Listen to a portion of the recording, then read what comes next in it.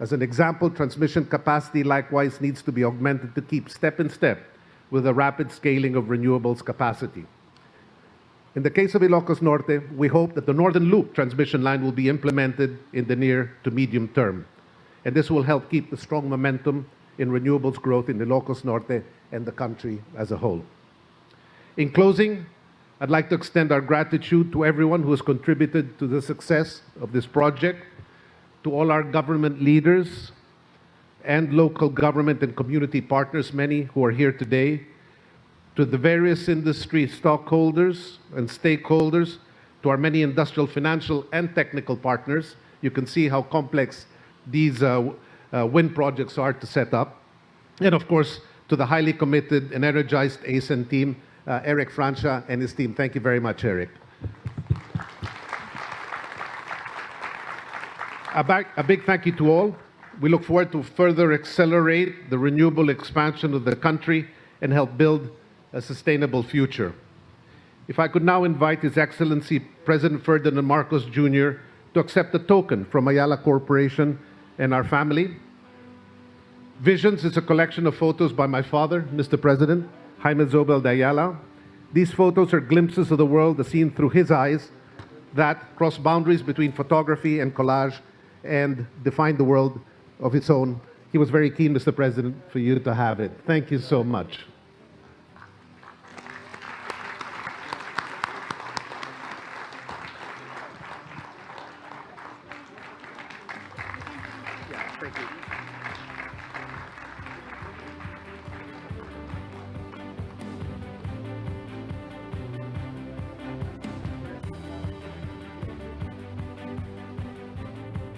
Thank you, Mr. President, Chairman Jaime Augusto Zobel de Ayala and Fernando Zobel de Ayala.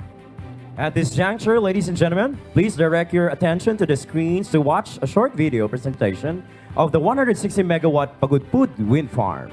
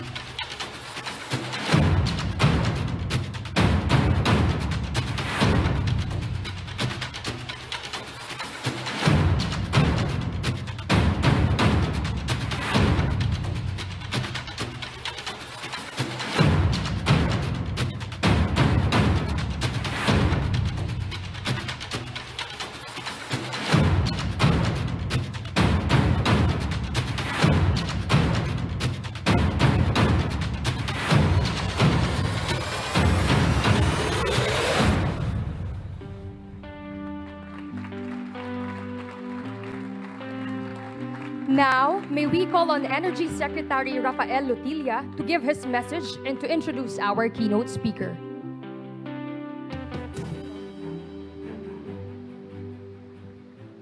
Ladies and gentlemen, the President of the Republic of the Philippines, His Excellency Ferdinand Romualdez Marcos Jr.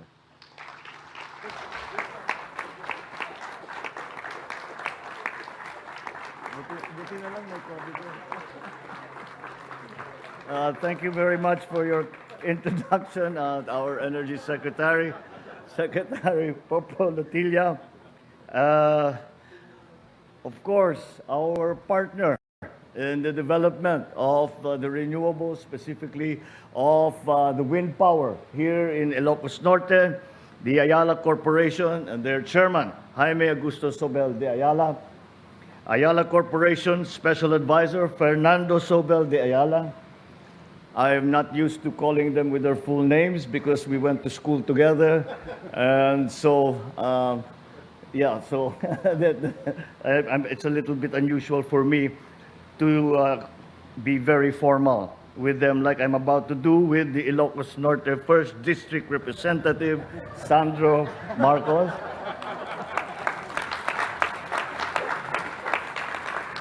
Local government officials of Ilocos Norte, of the municipality of Pagudpud. I finally found the mayor is here.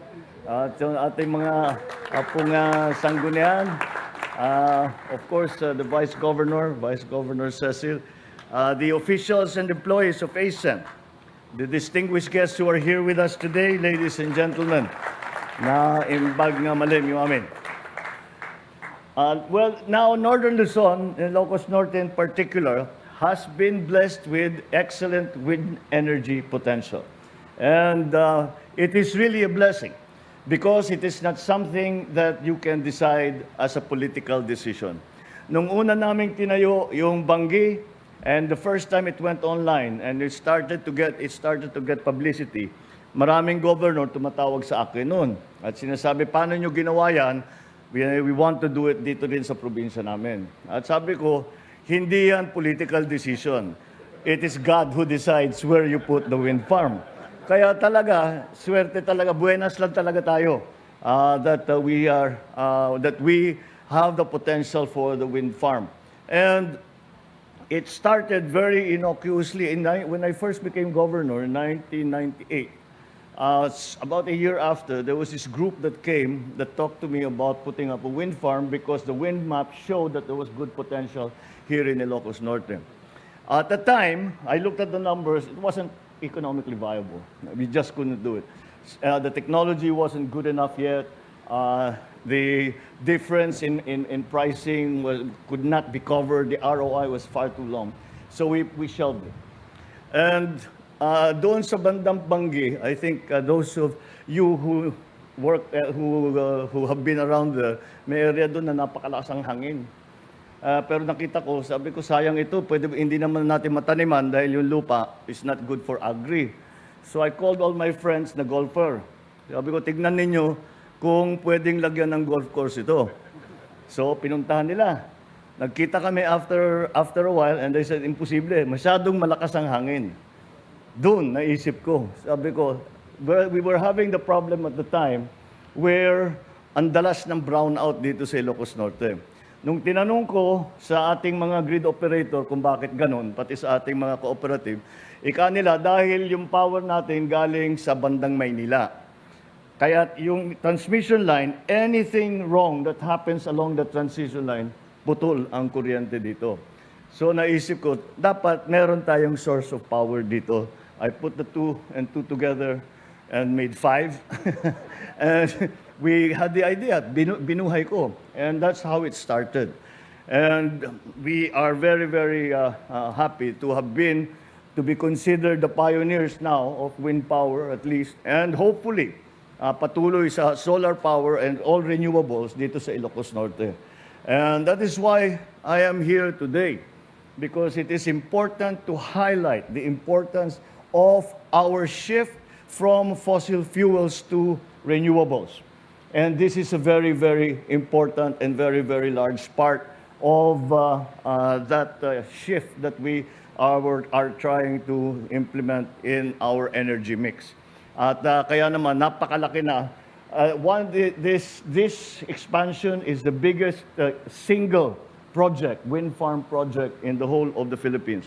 Meron siguro yung maliliit yung mga phases, but this is the biggest single phase expansion sa buong Pilipinas. And although the Ayalas came, they were not the first.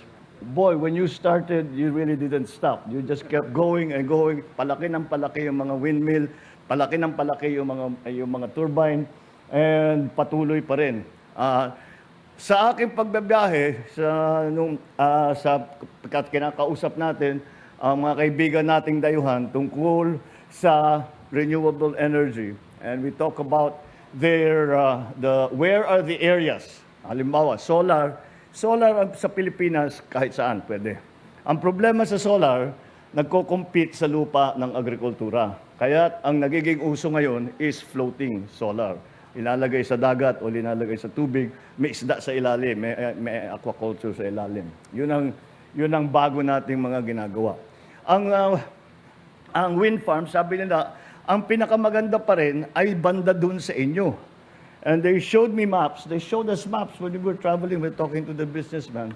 Hindi lamang ito yung nakikita natin around Bangi, Pagudpud, all the way down hanggang almost halos na doon sa eastern towns, ay talagang pwede. But even more, dahil ang pinupunta ng teknolohiya ng wind farm ay palaki ng palaki. Yung aming sinimulan, the first 18 turbines were rated at about 1.6 something, 1.7 megawatts. Itong nasa harap natin, 5 megawatts na yan. Ang pakpak dati is only about 50 something meters. Ang tower is only 100. This is already 150 meters. And the blades are more than 100 meters long. Kaya makita na the technology has been moving forward. So, yun ang tinatanong namin. Kung pwede ba, interesado naman kayo sa Pilipinas, interesado kayo sa Ilocos Norte, saan pa tayo pwedeng maglagay? And the new technologies are pushing the wind farms offshore. Kasi, papaliwanag sa inyo ng mga engineer, ang pinakamahirap, the reason why you cannot put a wind farm anywhere is because of the technicians here, the laminar flow of the wind. It has to be tinatawag na lang smooth bale ang takbo ng hangin. Ngayon, sa iba't ibang lugar, kuminsan may laminar flow, kuminsan magandang takbo ng hangin, kuminsan hindi. There's turbulence. Pag may turbulence, walang efficiency yung wind farm, yung turbine. Ngayon, sabi nila, pinakamaganda ngayon, hindi mo na kailangan alalahanin na maayos ang takbo ng hangin if you are offshore. So nagtanong ako, saan natin nilalagay kung sa Pilipinas, saan nyo gusto ilagay ang offshore? Sabi nila, sa inyo rin, dito rin.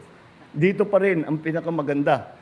Kaya pag sinabing blessing, itong nangyari sa atin, talagang biyaya ng Diyos lang sa atin. Kaya magpasalamat tayo na pinagbigyan ang Ilocos Norte na hindi lamang makapag-produce para sa ating probinsya, ay natutulungan pa natin ang sitwasyon ng enerhiya sa buong Pilipinas. At lahat nitong bagong teknolohiya ay talagang titignan natin.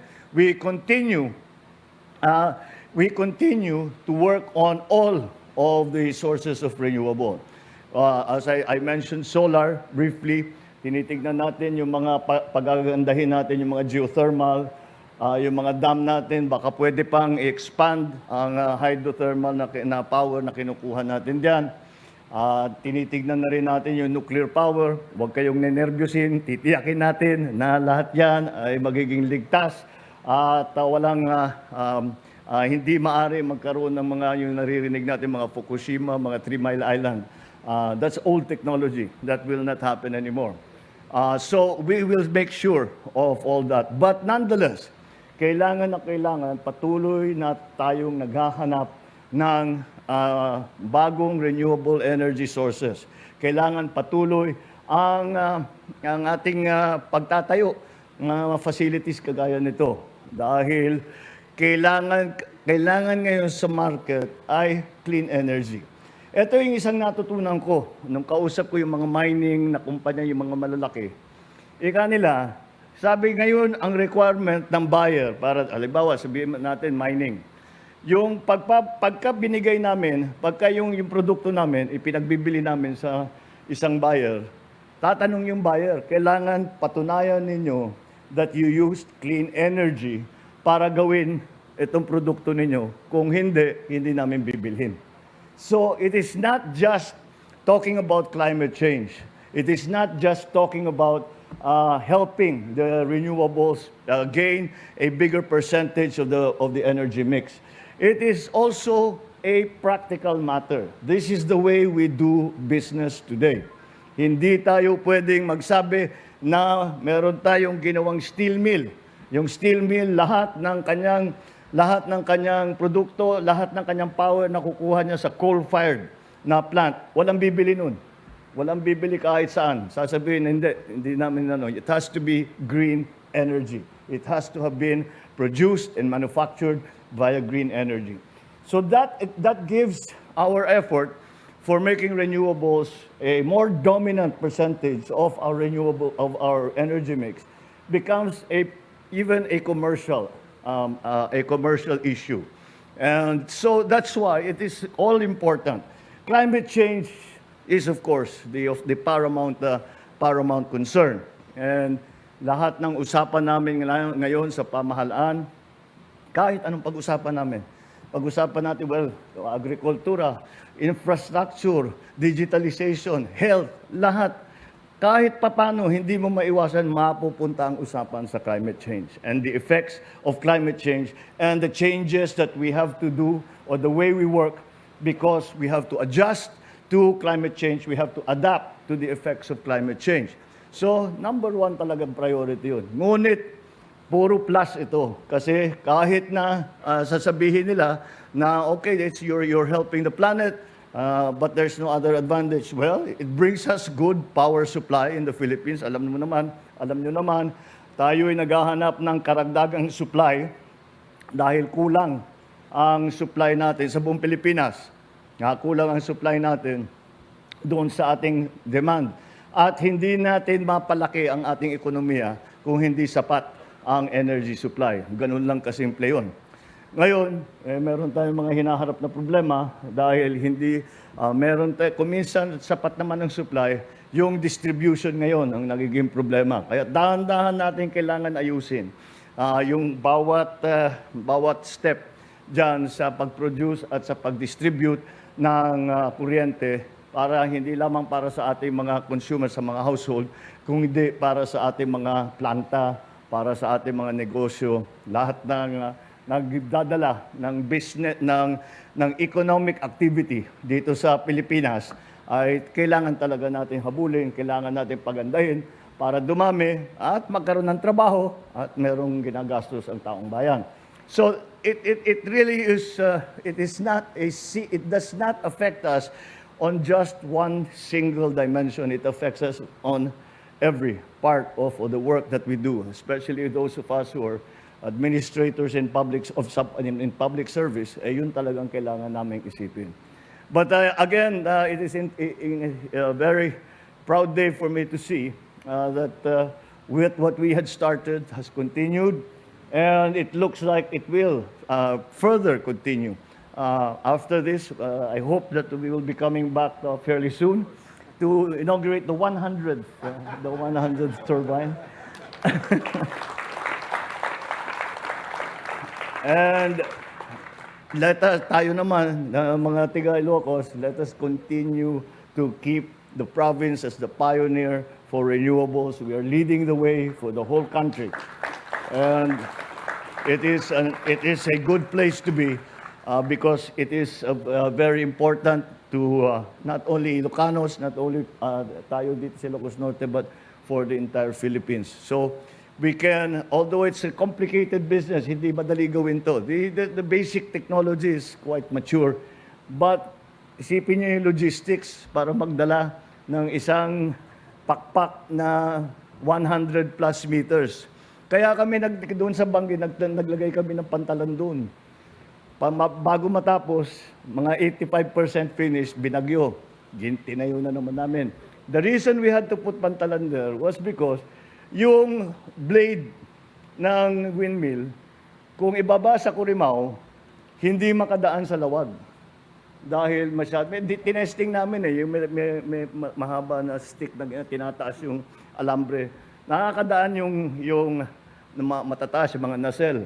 Pero pagliko, hindi kaya nung, nakita nyo naman dun sa video, ang haba-haba ng buntot na pagliko ng blade. So that is how we started. And now it's the same thing. There is a jetty here. At malaking logistics challenge ito. Ngunit talagang I can only say that whatever it is that we have to do, it is going to be worth it. It is going to be of benefit to our people. It will be of benefit to the country. And that is why this is important work. That's why we thank the Ayala Group for their continuing support in our pursuit, not only in Ilocos Norte, but in the Philippines, for all of these renewable energies. And the time hopefully will come, hopefully soon, that we can say na iurong na natin ang energy mix natin in favor of renewables. Malapit na, basta patuloy natin gagawin ito. At pagka patuloy na meron tayong mga partner, kagaya ni Jasa, kagaya ni Fernando, we cannot fail.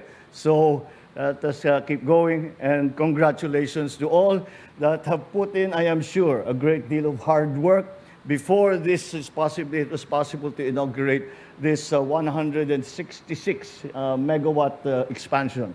Maraming salamat sa inyo lahat, and we are grateful for your continuing interest here in Pagudpud, Ilocos Norte, and in promoting the supply of electricity from renewables. Thank you very much. Na imbag na malim, yung amin. Just na. Thank you, Mr. President. At this point, may we request the President to kindly grant us a photo opportunity.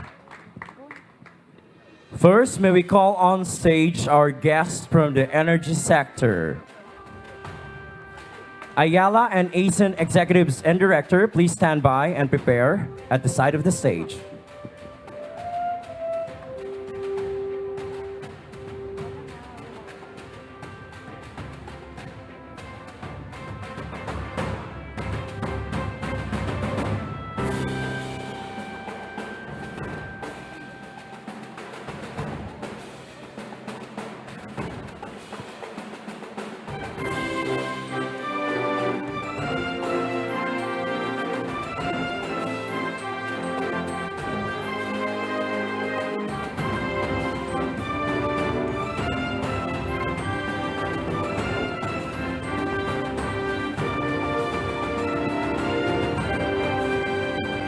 Thank you.